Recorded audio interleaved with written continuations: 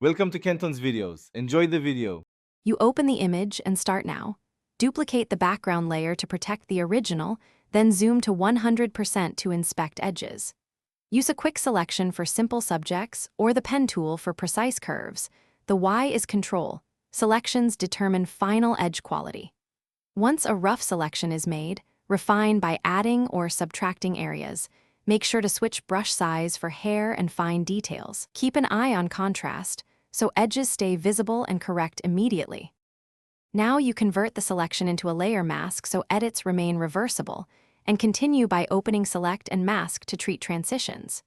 Use Smooth to remove jitter, Feather for soft edges, and Shift Edge to compensate for halos. This is why you adjust multiple controls, not just one.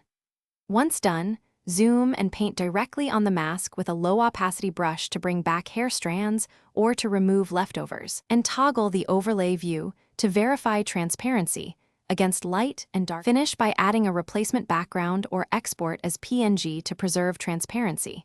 Make sure to check the subject against both light and dark backgrounds so colors and edges read correctly.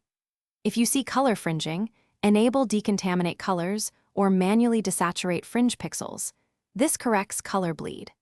If a visible halo remains, contract the mask slightly or create a new layer under the subject and paint to blend edges. One key troubleshooting tip: always keep the original copy so you can retry adjustments without losing work.